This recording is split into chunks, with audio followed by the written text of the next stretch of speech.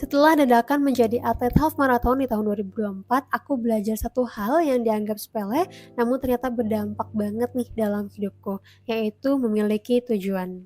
Kalau kamu pernah merasa hidupmu gini-gini aja dan bahkan merasa nggak berguna, tonton video ini sampai habis ya. Hai, aku Aya, budak korporat yang suka membahas tentang manners, education, productivity, and self-improvement. If that sounds like you, let's be friends. Mungkin kita sebagai manusia merasa hidupnya gitu-gitu aja ya, but that's totally normal. Ya memang secara umum kehidupan atau flow hidup kita tuh lahir, sekolah, kerja, nikah, punya anak, punya cucu, dan meninggal, and that's it. Ya terus apa? Well, kalau dari siklus hidup yang tadi aku jelaskan memang terasa bosan ya. Namun kan aslinya pasti ada gelombang naik turunnya kehidupan. Seringkali aku mendengar orang-orang di sekitarku tuh bilang, ah hidup gue mah gini-gini aja, gak ada yang spesial, gak ada yang apa, bosen lah pokoknya. Dan pas ku tanya, apa yang bikin hidupnya terasa gini-gini aja dan membosankan? Mereka bilang mereka gak punya tujuan hidup, mereka merasa hidupnya abstrak, they just want to go with the flow without any extra effort. Ya sebenarnya nggak apa-apa banget kalau memang kalian mau seperti itu.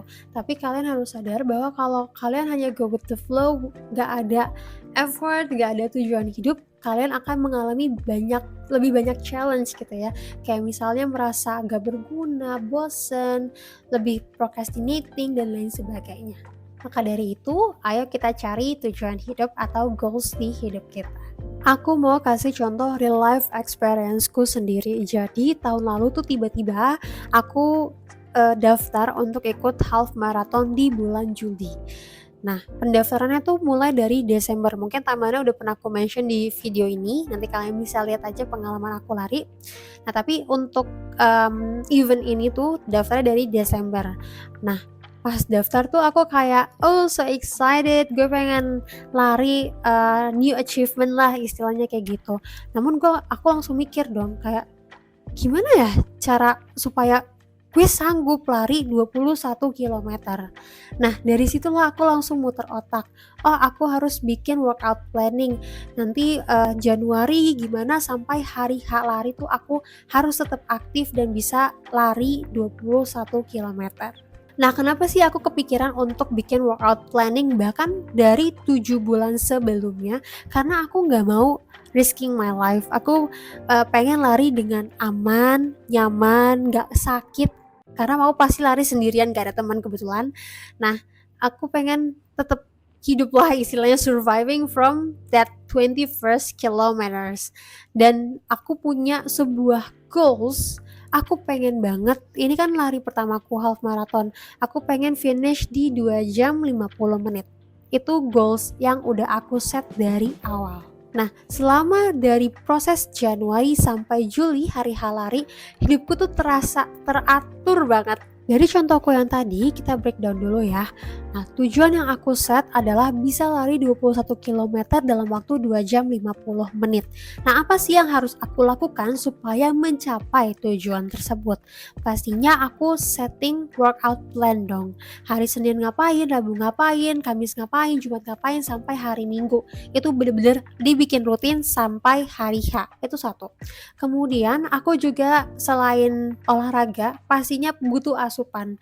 Nah, aku juga mengatur asupan yang aku makan apa aja, seratnya berapa, harus berapa protein, terus harus minum apa dan lain sebagainya, itu juga aku atur. Nah, selain itu juga tidur yang cukup, terus jangan begadang dan lain sebagainya, itu semua aku atur supaya aku mencapai tujuan yang udah aku set dari awal. Nah, kalau teman-teman lihat dari semua proses ini, baby steps inilah yang sangat penting dilakukan. Bukan langsung ujuk-ujuk, saya daftar Desember kemudian saya lari Juli 21 km tanpa persiapan, itu tuh nggak mungkin. Justru baby steps yang dirasa berat, yang dirasa nggak ngefek gitu ya, itu sebenarnya penting banget dalam kehidupan kita in general. Sama halnya dengan kehidupan kita. Mungkin garis finishnya bisa aku katakan ya nanti ketika kita meninggal.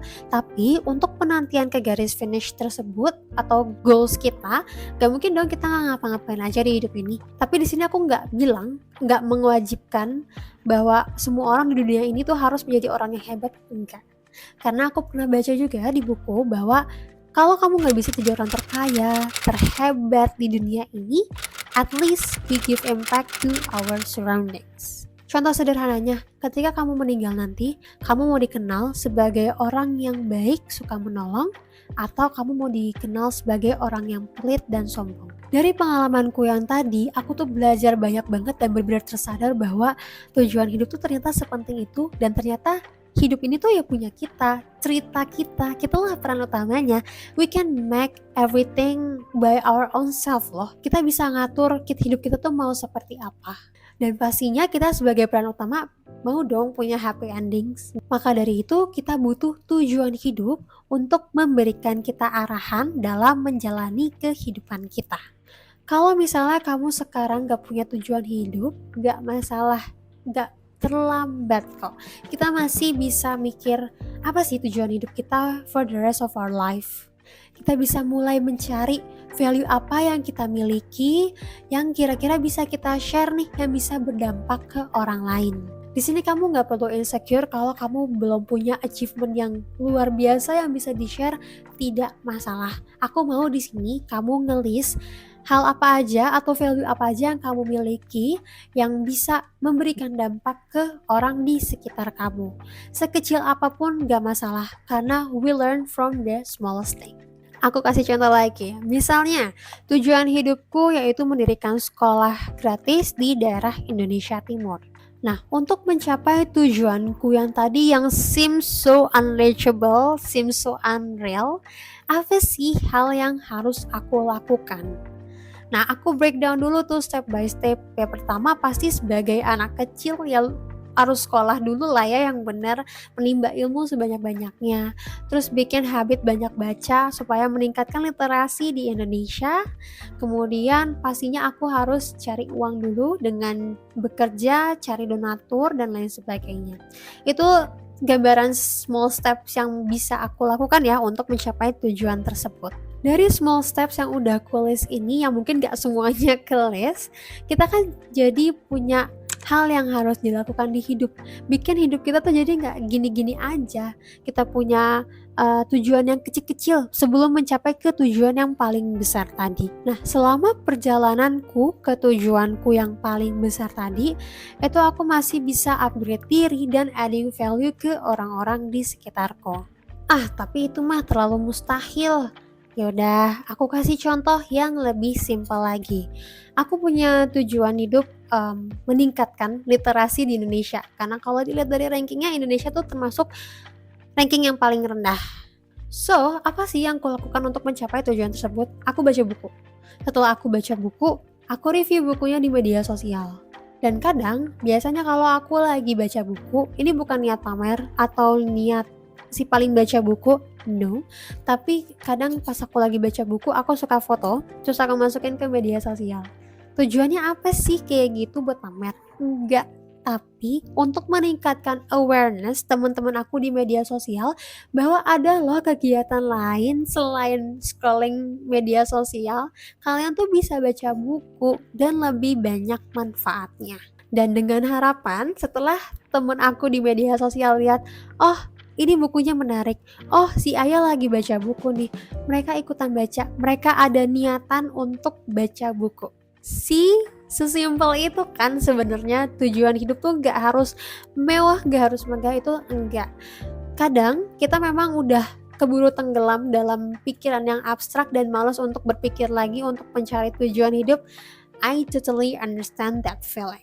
Karena kebanyakan orang tuh merasa tujuan hidup tuh harus keren, harus yang bisa bikin impact ke seluruh dunia. Enggak guys, tujuan hidup tuh ya udah sekedar giving value ke orang di sekitar kamu, sekedar bikin kamu happy, itu tuh udah termasuk tujuan hidup. Karena menurutku masing-masing individu yang diciptakan Tuhan di dunia ini memiliki value yang unik di dalam dirinya masing-masing. So, semoga dari ceritaku tadi bisa mencerahkan dirimu dan kamu langsung take action supaya hidup kamu nggak gitu-gitu aja. Dan jangan lupa untuk selalu bersyukur dengan apa yang kamu miliki, walau kita pasti akan mengalami banyak cobaan, namun percayalah di cobaan tersebut pasti kita akan mendapatkan suatu hal yang positif. Dan dengan langkah-langkah kecil, yuk kita tetap berprogres.